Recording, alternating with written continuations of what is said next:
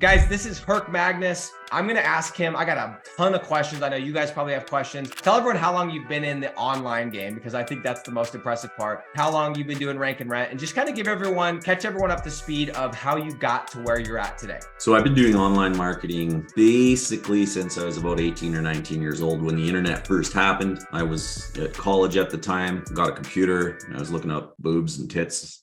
And I was 18 years old, of course. I love the realness, bro. Keep going. And then I saw one of those banners. It was like, make money, right? And it was like an affiliate program. And that's what hooked me. And I kind of just been down that path ever since. So I'm 45 years old now. So that's what, over 2 decades of online marketing experience now, turned it into a complete living. A couple of the elephants that I think everyone's kind of just discussing in corners of the internet, or whether maybe they're on the phone, on Zoom. But let's talk about AI. Let's talk about ChatGPT, what it is doing to this business model, what it's going to do to this business model. Should we be scared of it? Should we be excited for it? Give us the rundown. And again, I know that you're someone that does SEO, affiliate, rank and rent, a number of different things, but we all know rank and rent has just so many boxes that are checked that other ones don't. But how do you think that's going to affect rank and rent specifically? And what are your thoughts on that? I'm not afraid of it at all. I think I'll start with this. I've been doing this for so long, and I've seen maybe nothing as big as the AI movement, but I've seen a lot of things come and go. I've seen a lot of the sky is falling scenarios happen, PBN deextendations and Google updates and duplicate sites, core sites, mass page buildings, all this stuff. And I always see kind of 2 groups of people who deal with things as they happen, and people who don't take action because of the fear and the chatter. And they feel like, oh, if I do this, I'm just going to be wasting my time because,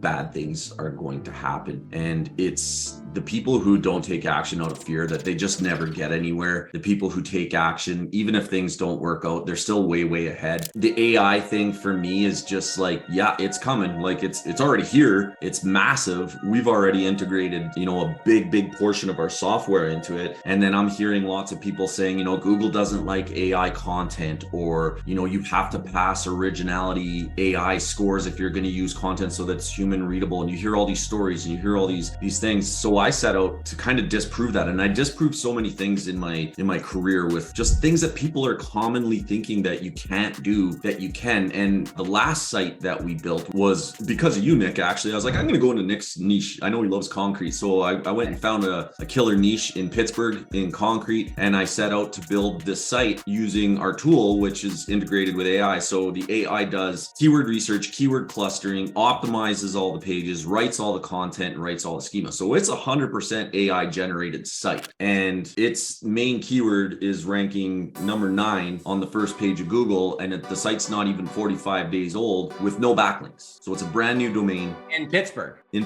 That's not an easy city to rank. That's crazy, dude. See, here's the thing. I used to think that you shouldn't go after big cities because there's big competition. What I've learned in my life is it doesn't matter the city, it matters the first page of Google for the keyword. So if you can find a keyword that has low competition, it doesn't matter where it is. If it has traffic and it's profitable, it doesn't matter where it is. As long as the first page is somewhat easy to rank for, you can get there. I agree with that. People always say, what population should you target? And I've been in courses and programs that are like, you should do this population. I'm like, who cares about the population? It matters about how competitive that first page is, because let's be honest. I mean, if you go to some really obscure niches are wide open in big cities and vice versa. So I 1000% agree. It matters on how competitive it is on that first page. Here's a good one. I'll drop a niche for you guys right now because there's no search volume right now because it's such a new product, but it's coming and it's coming big.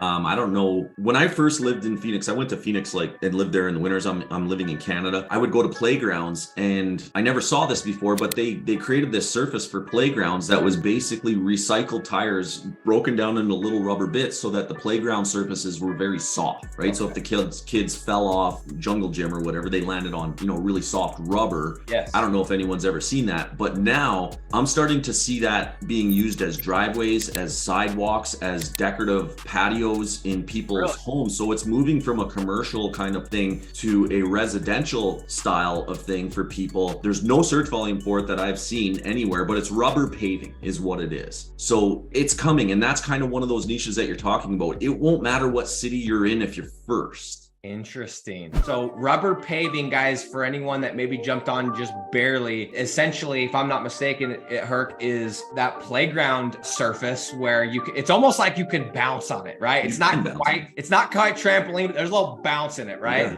So they're bringing that, and people are starting to use it on driveways, etc. Because they're so durable, they're weatherproof, they have a long life, they're cheap, they're nice. You can get them in any color, any pattern, and it comes from recycled tires, which is good for the environment. So there's the whole feel-good element to it. So there's a lot of benefits there, but it's a niche that's a brand new niche that nobody really knows about or ever talks about.